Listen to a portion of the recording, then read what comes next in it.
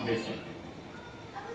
جس آدمی کو 150 روپے کا فائدہ ہونا ہے وہ اتنا فکر مند بھی ہے، اتنی گہری نظر بھی رکھ رہا ہے اور اپنے لیے جگہ تلاش کر لے رہا ہے، جن کو ایک آفاقی دین کی ذمہ داری دی گئی ہے، جو ہمیشہ ہمیشہ کے لیے دین کی حیثیت خادم دین کی اور یہ حیثیت کبھی متاثر نہیں ہوتی، ان کی کتنی بڑی ذمہ داری بنتی ہے۔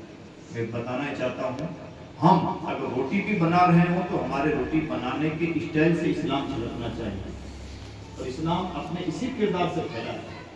سلطان الہند خواجہ معین الدین حسن چشتی سمیت ہمارے بزرگان دین نے اسلام پھیلانے کا یہ طریقہ نہیں اپنایا کہ مناظرے کر رہے ہوں، کتابی حجت بازیاں کر رہے ہوں کہ یہ دلیل لیجیے ہمارے مذہب کے حق ہونے پر اور یہ دلیل لیجیے تمہارے مذہب کے باطل ہونے پر۔ انہوں نے جو بھی کام کیا ان کے کام کا اسٹائل یہ ہوتا تھا کہ اپنے کردار سے انہوں نے اسلام پھیلایا۔ اس لیے پہلی ذمہ داری ہماری خادم دین کی سب سے پہلی ذمہ داری کیا ہوتی ہے؟ سب سے پہلی ذمہ داری ہوتی ہے نہایت باصلاحیت عالمہ بننا۔ یہ آپ کی پہلی ذمہ داری ہے، یعنی جو آپ درس نظامی کی کتابیں پڑھ رہے ہیں اسے کبھی بھی ہلکے میں نہ لیں۔ یہ کتابیں اہم ترین کتابیں ہیں۔ آج ہو سکتا ہے کہ ہمارا شعور بیدار نہ ہو پانے کی وجہ سے ہمیں سمجھ میں نہ آئے، لیکن آگے چل کے ہمیں سمجھ میں آئے گا کہ یہی کتابیں ہیں جن سے زمانے کے کتنے ہی مسائل کا حل تلاش کیا جاتا ہے۔ جیسے مان لیجیے انڈیا کا قانون ہے، کانسٹیٹیوشن جو لکھا گیا، تو کیا کوئی اس کو یہ کہہ کے ریجیکٹ کر سکتا ہے کہ جناب یہ 47-48 میں لکھا گیا قانون ہے، اب تو اتنا لمبا ٹائم گزر گیا اور اس وقت کا قانون اب کیسے چلے گا؟ امبیڈکر جی کے زمانے کے جو حالات تھے وہ آج کے حالات تو نہیں، ایسا نہیں ہے۔ اسی قانون سے وکیل حجت بازی کرتے ہوئے کسی مجرم کو پھانسی کی سزا بھی دلواتا ہے اور کسی بے گناہ کو بری بھی کرواتا ہے۔ اگر چند آدمیوں کی کوششوں سے لکھا گیا کامیاب وہ آئین دستور آج تک اس طرح سے پورے ملک کا نظام چلا رہا ہے، تو اللہ رب العزت نے قیامت تک کے لیے ہمیں اسلام کی شکل میں جو دستور العمل عطا فرمایا ہے۔ سچی بات تو یہ ہے کہ جتنے نئے نئے مسائل پیدا ہوں گے، نئے مسائل، پرانے مسائل، عقیدے کے مسائل، علم کے مسائل، معاشرے کے مسائل، فائنینس کے مسائل، ان مسائل کا حل پیش کرنے کے لیے مذہب اسلام کافی ہے۔ اور جتنا ایک وکیل صرف فارملٹی کے لیے کسی نے ڈگری لے لی تو آپ چاہیں کہ سپریم کورٹ کا وکیل بن جائے، ایسا تو نہیں ہوتا۔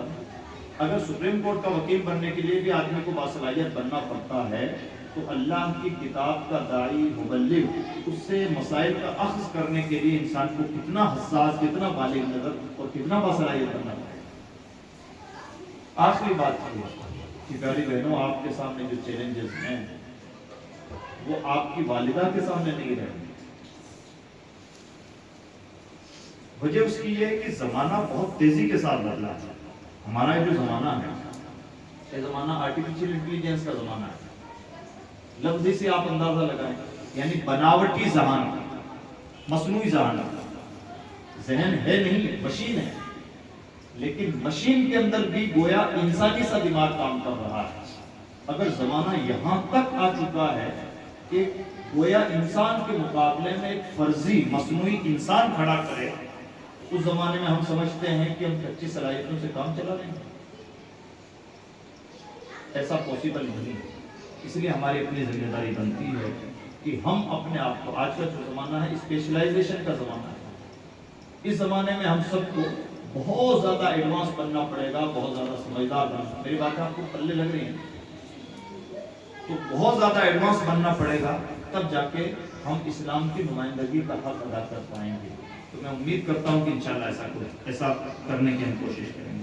مضبوط ترین عالمہ بنیں، مضبوط ترین عالمہ کے ساتھ نہایت باعمل عالمہ بننے کی کوشش کریں۔ علم کا فائدہ ہی اس وقت ہے جب علم ہمارے اپنے اندر اتر جائے۔ یعنی ہم نے بارے شریعت میں حسد کی برائی پڑھی ہے، تو صرف یہ نہ ہو کہ ایگزام دینا ہے اس لیے ہم نے حسد کے متعلق 5 حدیثیں یاد کر لی۔ ایگزام کوئی معنی نہیں رکھتا، زندگی کا ایگزام سب سے بڑا ایگزام ہے۔ اگر وہ حدیثیں پڑھنے کے بعد ہمارے اپنے اندر سے حسد کا خاتمہ نہیں ہوتا تو سچی بات تو یہ ہے کہ ہم سے زیادہ محروم کوئی نہیں۔ اس لیے نہایت باصلاحیت یعنی کوالٹی ایجوکیشن پیدا کرنا، باصلاحیت کے ساتھ نہایت باعمل، اس لیے کہ بھیڑ بہت فارغ ہوتی ہے۔ آپ چاہیں کہ آپ عالمہ بن جائیں اور آپ کو ڈگری حاصل ہو جائے تو بڑا تیر مار لیا، جناب یہ کوئی تیر مارنا نہیں ہے، اور یہ کوئی بہت کمال کی بات نہیں رہ گئی ہے، عالمات سے بھی ادارے بھرے، دنیا بھری